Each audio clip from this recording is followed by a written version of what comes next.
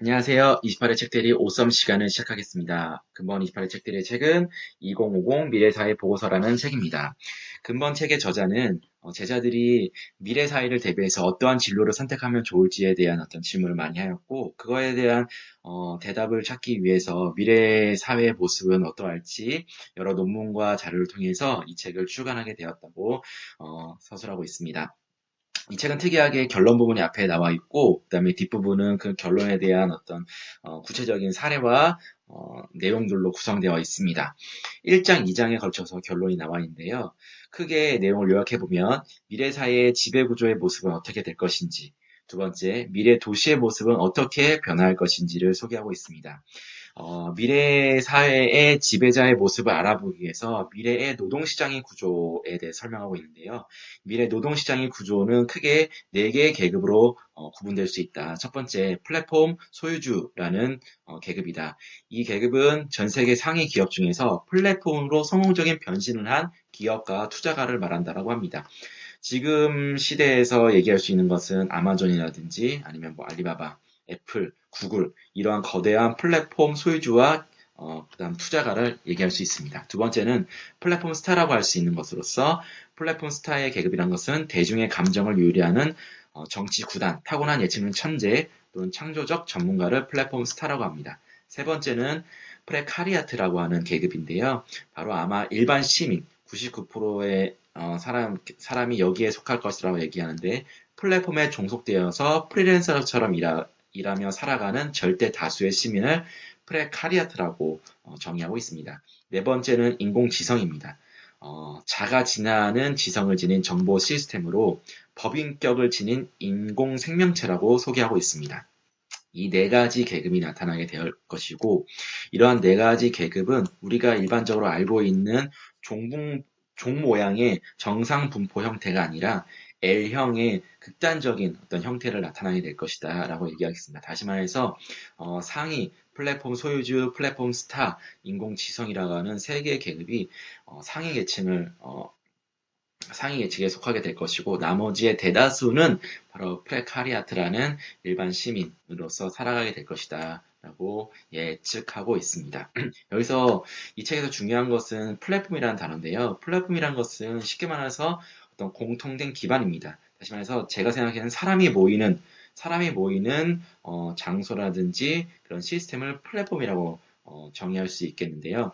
예전에는 사람이 모이는 장소 생각하면 시장이라든지 아니면 뭐 기차역이라든지 그런 공공 장소가 돼서 사람들이 실질적으로 몸이 육체가 그쪽으로 이동해서 사람들이 모여서 여러 가지 정보를 주고받는 그런 어떤 공간이 플랫폼이라고 한다면, 지금은 인터넷 기반이 되면서 사람이 직접 가지 않더라도 사이버 공간상에서 사회 속에서 사람들이 서로 정보를 주고받는 그런 플랫폼이 새롭게 나타나게 되었다라고 보시면 될 것 같습니다. 그래서 전자상거래 같은 경우는 아마존 플랫폼이 있을 수 있고요. 정보를 공유하는 건 페이스북, 그 다음에 영상 같은 건 유튜브 플랫폼, 이런 것들이 있을 수 있겠습니다. 이 책에서는 이런 얘기가 나옵니다. 전통적인 시장 모델에서는 중간 정도의 재능을 통해 부와 명성을 누리는 개인들이 많았다. 이른바 재능과 시장의 정산 분포 모델이다. 하지만 갈수록 중간층이 속하는 개인들이 점차 하위층으로 옮겨진다. 슈퍼스타들이 이들의 시장을 먹어치우기 때문이다 라고 얘기를 하고 있습니다. 그래서 앞으로는 뭐 일자리 전쟁이 일어날 수 있다라고까지 얘기하고 있습니다. 인간 대 인공지성의 일자리 전쟁, 그 다음에 인간 대 인간의 일자리 전쟁이 일어날 수 있다라고 얘기하고 있습니다. 또한 미래 사회는 가상현실이 본격화가 될 것이다. 그래서 현실 세계가 너무 각박하고 힘들고 불평등이 심하니까 사람들은 이상적인 세계에 살 수 있는 가상의 현실에 머무는 시간이 많아질 것이고, 그에 따라서 가상 세계와 현실 세계의 어떤 구분이 모호해지는 그런 어떤 시대가 될 것이다라고 얘기하고 있습니다. 더군다나 앞으로의 어떤 미래 사회는 점점 더 빠른 속도로 가까워질 것이다라고 얘기하면서, 옥스퍼드의 인류 미래 소장 같은 경우는 2040년에서 50년, 다시 말해서 앞으로 20년에서 30년 뒤면은 인공지성이라는 것이 인간 수준으로 진화할 것이고, 90%가 넘는 시점은 70년에서 75년, 금세기 말이 되면은 인공지성이 인간을 넘어서는 그런 시대가 올 것이다라고 전문가들은 얘기하고 있다고 합니다. 참 무섭죠. 이것이 이 책의 결론입니다. 그래서 미래의 계급 구조, 그다음 미래 도시의 모습을 이렇게 딱 설명을 해주고 있고요. 그 뒷장에는 이제 요거에 대한 상세 설명으로 해서 시스템이 우리 인간의 감정을 제어하고 컨트롤한다. 그다음에 아까 말씀드린 가상 세계라는 것이 무엇이고 그러한 세계에서 나타날 수 있는 문제가 무엇인지에 대해서 설명해주고 있고요. 그 다음에 쭉 가게 되면은 인간의 뇌에 삽입된 칩에 따라서 칩으로 많은 양의 정보를 저장할 수 있고 또 심지어는 다른 사람의 감정까지도 우리가 매매의 어떤 그런 매매를 할 수 있는 감정까지도 매매를 할 수 있는 그런 시대로 바뀔 수 있다라고 얘기를 하고 있습니다. 굉장히 재밌고 흥미로운 얘기들이 많기 때문에 관심 있는 분들은 한번 읽어보면 실제로 정말 그렇게 될 것 같은 그런 느낌을 많이 받습니다. 제가 이 책을 읽고서 미래 사회의 모습, 미래 도시의 모습을 이렇게 그려볼 때 약간 긍정적인 어떤 느낌보다는 부정적인 디스토피아 같은 느낌을 많이 받았습니다.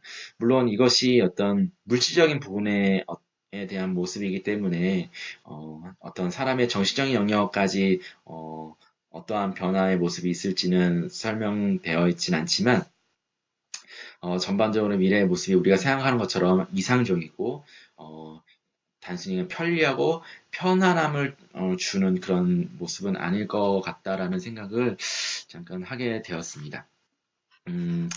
그리고 처음에 이 책을 시작하게 대한 질문이었던 달라지는 미래 사회에 대비해서 지금 우리는 무엇을 하고 어떠한 진로를 선택해야 되는지에 대해서 명확한 어떤 답은 주지를 못합니다. 실제로 이 저자도 사실 잘 모르겠다라고 얘기를 할 정도로 미래 사회의 모습은 참 예측 불가능하고 그다음에 하기 때문에 그거에 대한 어떤 답은 줄 수는 없지만 제가 생각하기에는 그럼에도 불구하고 미래 사회를 생각해보고 대비한 재산이 필요하다라는 생각이 듭니다. 그렇기 때문에 미래 사회 지금 현실에 충실한 것도 중요하지만 그래도 미래 사회에 우리가 앞으로 살아가야 될 모습이기 때문에 그의 모습을 알아보고 싶다면 2055 미래사회 보고서라는 책을 한번 읽어보시면 굉장히 흥미롭게 읽으실 수 있을 거라고 생각이 듭니다.